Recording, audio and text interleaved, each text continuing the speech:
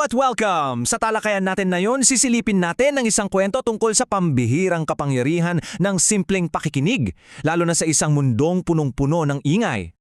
Okay, simulan natin sa isang tanong na medyo misteryoso. Paano nga ba nangyari na sa isang maliit na terminal ng tricycle sa Pilipinas, may isang driver na parang alam niya ang mga kwentong hindi kayang sabihin ng kanyang mga pasahero?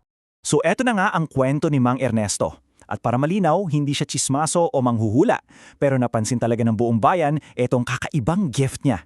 Sige, alamin natin kung ano to. Para masagot yang misteryo na yan, kailangan nating tingnan ang ebidensya.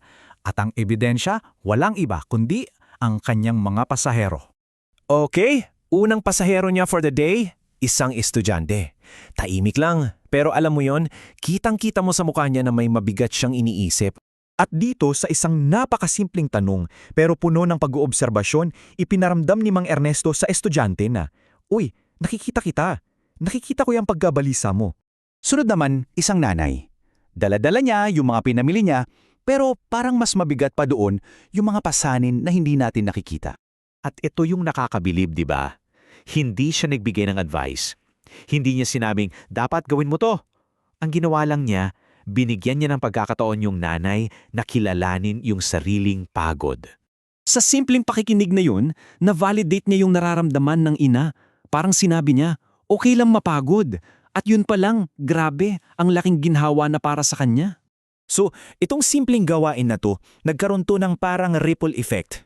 Alam yun, unti-unting nabago yung papel niya sa kanilang community. Kaya ayun na nga, di nagtagal, yung mga taong may problema, hindi na nila hinahanap yung pinakamabilis na driver.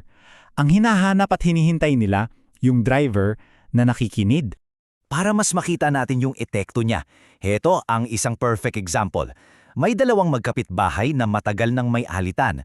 Nagkasabay sila sa tricycle niya. Siyempre, sobrang tensyonado ng atmosphere.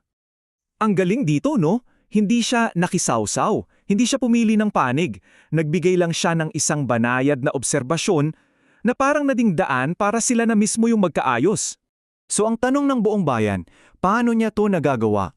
Anong sekreto niya? At alam nyo, yung sagot, hindi to magic o kung anumang supernatural.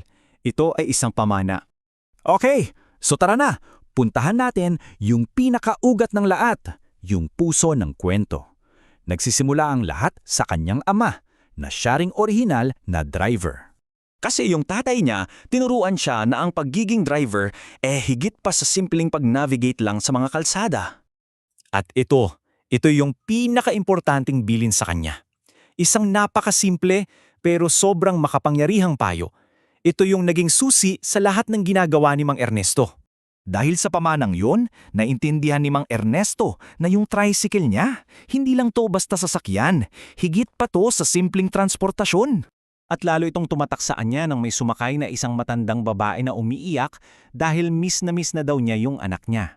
Doon, naging mas malinaw ang misyon niya. Ang tricycle niya ay isang safe space, isang kanlungan kung saan pwedeng maging totoo ang mga tao sa nararamdaman nila. Isipin nyo, sa isang mundong sobrang ingay kung saan lahat gustong magsalita, nag-aalok siya ng isang bagay na napakabihira, katahimikan. Isang espasyo kung saan ang layunin ay hindi ang pakinggan ka, kundi ang umunawa.